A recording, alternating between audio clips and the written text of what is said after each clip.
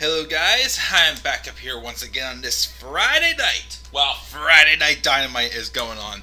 What is going on, guys? This is the Club of the Man 1993, and we are here live for the second time tonight. The second of probably 3 times tonight as we review this week's episode of, almost said AEW Dynamite, that's next, Smackdown, the May 28th. 2021 edition of Smackdown took place, as always, at the WWE Thunderdome at the Yuengling Center in Tampa, Florida. Month and a half left of us saying that phrase all the time. Because, again, fans are coming back July 16th. July 24th, actually, is to be the first WWE event hosted in Pittsburgh, actually. It's just a Saturday night house show. Unfortunately, I'm not going to be able to go to that. I have a wedding to go to that day, so I am not going to be able to go to that. So me returning to an actual live event, we'll just have to wait. And again, remember, fun fact, I was supposed to go to that Raw in Pittsburgh back in March of 2020. The first Raw that got canceled due to the pandemic. But I will return someday. I promise. I will return. But I have other priorities, other commitments. Oh my kid, I'm getting ahead of myself. Let's talk about SmackDown tonight. Overall, not a bad show. I mean, a couple little things that, was just like, who cares really, but no, most of the stuff I saw, I liked. I cared about. It was intriguing. Especially, of course, the stuff with, Roman Reigns and the Usos, the Street Profits and the Usos, which caused me to delay my SmackDown review. And even the stuff with Dominic and Rey Mysterio is interesting me. So we'll talk about that when we get to that. But let's just get ready to go live. As we'll be following along with AEW Dynamite, Friday Night Dynamite, this is not going to be only Friday night. We're actually going to be also again next Friday night also will be a thing. But I won't feel as, maybe, depends on my plans. May not be as crammed because of, the pay-per-view this Sunday for the AEW. Who knows? But, hey, Tia Couponer, doing well, my friend. How about yourself? Again, as I said, guys, my parents are out of town for a week on vacation, so if I must sing it, I've got the whole house to myself. I've got the whole house to myself, which is why some of my live reviews for next week or so may be from here in my living room / dining room. Well, the living room's behind me, but I'm using my dining room table to record these reviews. Anyways, but let's roll it. But thank you for joining me, Tia Couponer. He likes Street Profits versus the Usos as well. Nice. They had to have a pay-per-view match. They have to have a pay-per-view match someday, though. Because what they got tonight was, ooh boy, it was awesome. We open up the show with the Usos and Roman Reigns and Paul Heyman backstage. Heyman starts talking but backs off on a look from Roman Reigns, and Roman asks his cousins if they feel good because they look good. He wants to know, though, what the game plan is. Jimmy says they're going to get out there and win and get gold for the whole family. Roman seems to accept this and wish them luck, but adds, "You're going to need it," when Jimmy runs off all hyped.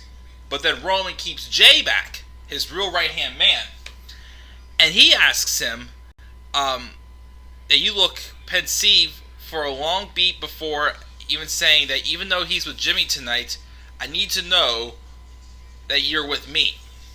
Reigns says maybe you should tell Jimmy that, as Jay says I'm with you, but tell Jimmy that. We had the Street Profits come out. They start hyping up some fun about the Usos' expense, but really, they were flattered by the challenge, but they don't think they're getting the best version of the Usos, given that Jimmy's been on the shelf for a year, and Roman is living in Jay's head rent-free. Out came the Usos, and Jimmy says the Profits got jokes, but it doesn't matter because the best damn tag team in the business is back. He lists their accolades, including the fact that they're 6-time tag team champions. Jay says they say another word about Roman, he'll drop him where they stand, which obviously seemed to kind of to tone down Jimmy just a little bit. But they want to stick their nose in the family business. Now they got them calls a dream match. Well, it's a nightmare. And Angelo Dawkins says, give them credit, they used to run the tag division, but now they run the tag titles, and the Usos welcome them to the Uso Penitentiary, because it's not paranoia, it's the Usos! Man, this was awesome hype. It felt good to hear the Usos cut that group promo again together. I miss the Usos. I mean, I love what they did with Jey Uso, making him main event Jey Uso, and ain't no one's bitch, Jimmy Uso. They teamed up, and again, awesome match. This was a type of match that reminds me of what good tag team wrestling is. I mean, we got it with AEW, of course, but WWE has been missing it for quite a while now. And it just makes me wish that, can we please have just some more legitimate tag teams? Please? Or was it at least booked right? Like a better booked Viking Raiders, not just the whole turkey foot romance and Ivar being cute, showing that Vince probably has a man crush on Ivar. Man, though, again, this match was so awesome. It was fun. These two teams have great chemistry. They flow very good. Again, I wanted to see this match happen at WrestleMania this year. If the Street Profits did not drop the tag titles to the Dirty Dogs, they should have had this match here, and the Usos could have won here. But of course, the Usos would go on to win. A little bit of a dirty tactic towards the end, but still, just great stuff. This was a fun match. Definitely one of my favorite tag matches this year in WWE, of course, at least. Just awesome, fun stuff. Usos win, and afterwards they basically go back to Adam Pearce and they ask for a shot at the tag titles with the winner of this match. But then and they make it official that next week they'll face the winner of the main event for SmackDown tag titles tonight. Speaking of which, we didn't have a promo with Robert Roode admitting their strategy at WrestleMania Backlash was flawed and invoked Rey Mysterio's paternal instincts. They gave him the ferocity of three men. But tonight they've gone back to the drawing board, and things will be different this time as they will become SmackDown Tag Team Champions once again. Will they?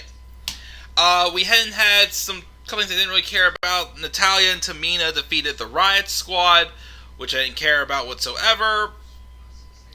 Bianca Belair had a match with Carmella, and Bayley was on commentary, and Bianca won that. Afterwards, Bayley just taunts Bianca at length from the commentary desk for the heck of it. The Mysterios had an interview backstage. They're managed to get a game plan too. They're motivated. Their motivation is incompetent, and nobody has a bond like they do. No tag team in the world can top this, being father and son. And then we have, apparently, the birthday boy, Seth Rollins. Mr. Seth Rollins, the SmackDown Savior, whatever he wants to call himself now, the former Monday Night Messiah, the man that wants you to embrace the vision. Seth Rollins comes out. He says he didn't come to talk, he came to fight. He calls out Cesaro. But, silly him, Cesaro's not here to ruin the greatest day of the year, his birthday.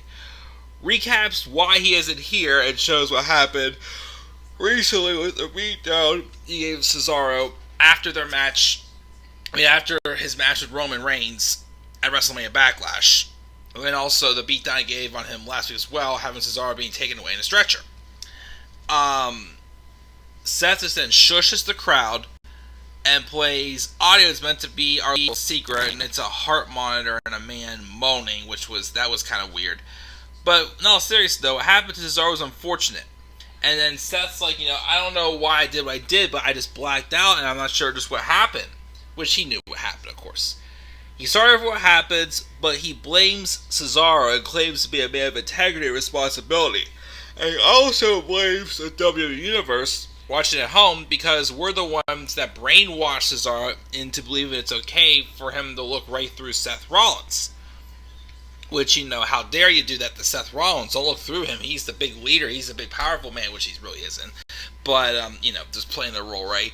And then he sings himself happy birthday to close the segment, which made me think of CM Punk singing to Aaliyah Happy birthday to you. We went for a president. I make out Buddy Murphy on TV. I had to go there. Yeah, did anybody even remember that even happened now? The romance with Buddy Murphy and Aaliyah Mysterio. Oh, God. Oh, God, that was sick. That was sick. We then had Apollo Crews taking on Kevin Owens in a non-title match. Kevin Owens basically kicked Apollo Crews' ass for a couple minutes, and he was about to pick up a victory because he hit Crews with a stunner, but then Commander Aziz came out of the blue and just hit Owens with the Nigerian nail. And I think this is leading to a match either at Hell in a Cell or in the upcoming weeks for the Intercontinental Championship, I think. Let me double check though. Was it at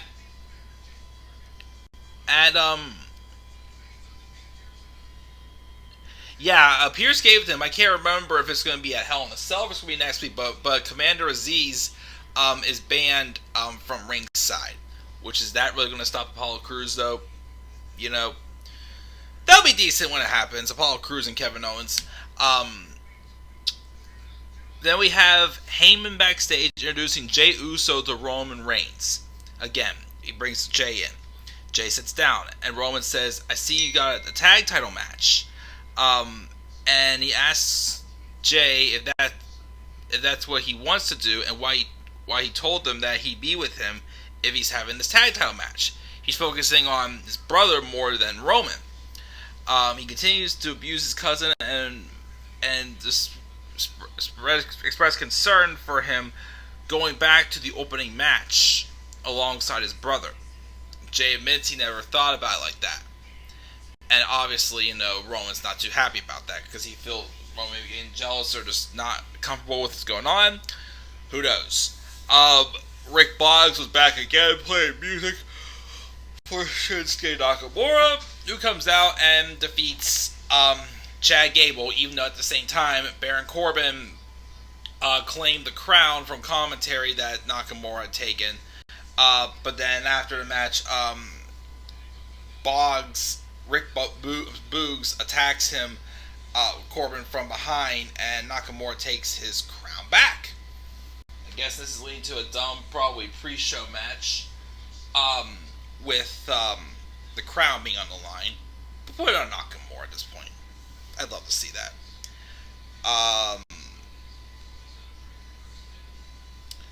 We had, before the commercial break in the main event, we had Dominic and Rey backstage chilling. As we go to break, though, after Dominic walks away to start matches next, he came back. Rey was on the ground all beaten up. And then the Dirty Dogs came out basically saying this is going to be a forfeit, but Dominic came out. And Dominic was in most of the match. And then, Dominic did pretty good. And then Rey came out with his music playing. As soon as Rey's music hit, Dominic rolled up, I believe it was Dolph Ziggler, to get the victory. And they celebrate afterwards. But it's leaving me to speculate something there. Was that the Dirty Dogs who had attacked Rey Mysterio? Or was it Dominic Mysterio who attacked Rey Mysterio? I don't expect this reign with Rey and Dominic to last long. And of course the Usos are going to be facing them next week for the SmackDown tag titles. Maybe they'll win them, who knows? It's very up in the air with, obviously, the bond between brother and Roman Reigns trying to, keep his right-hand man main event, Jey Uso, under his wing. But, what if Dominic is slowly turning heel on his brother? On his father. Like, he wanted to claim the glory for himself. He's tired of, living in his dad's shadow. He wants to outdo his father. So, I don't know. Again, I'm feeling by WrestleMania 38, we will have a heel Dominic Mysterio.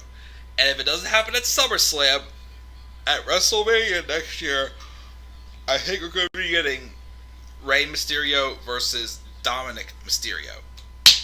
Dominic fights for his own custody. Just kidding.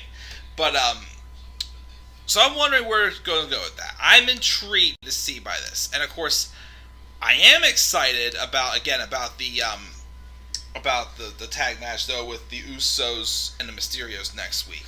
I don't think it'll be as good as the Usos and the Street Profits. It'll still be pretty darn good. Actually, SummerSlam. SummerSlam should be the Usos versus the Street Profits for the SmackDown tag titles. Ooh, yeah. Oh, yeah. That'd be pretty darn good. And that was SmackDown, guys. That was SmackDown. Good show. I gave it a B. Thought it was good. Love the stuff with the Usos and the Street Profits.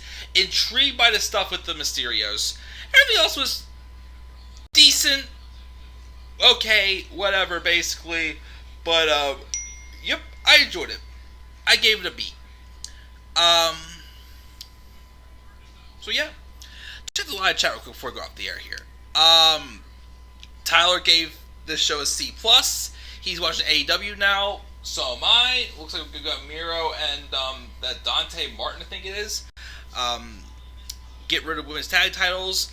At least we did get no pregnancy angle. Thank God, yes. Best WrestleMania and worst WrestleMania. His best is WrestleMania 20 and worst is WrestleMania 33. My best, I still say WrestleMania 17 is the best. Worst?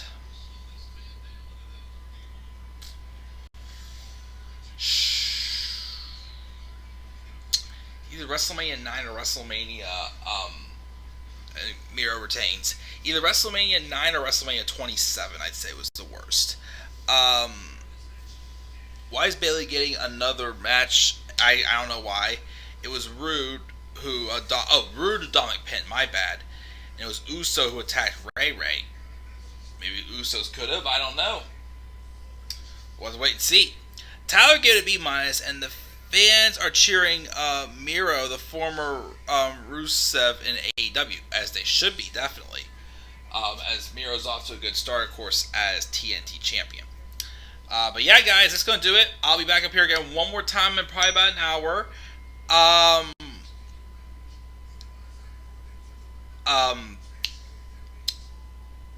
Try for a second. I'll be back here probably about an hour to review AEW Dynamite. And like I said, I'll try to get graphics done for late tomorrow night again. I'm probably going to get back around 11:30 midnight from my my wedding gig I'm working tomorrow. Because I have to travel about 2.5 hours east to State College.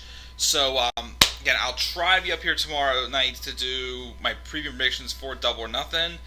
But we'll have to wait and see. So, yep. Guys, that's my review for SmackDown. I'll come back up here again for Friday Night Dynamite in just a bit. So, guys, once again, B for SmackDown this week. Leave your thoughts down in the comments section below. What were your thoughts on the show? Slap a like on the video and subscribe for more content on my channel. And follow me on Twitter at DemandAirBoy93. Till then, guys, I am checking out. I'll see you guys all soon. Have a rest of your night. Peace out, everybody.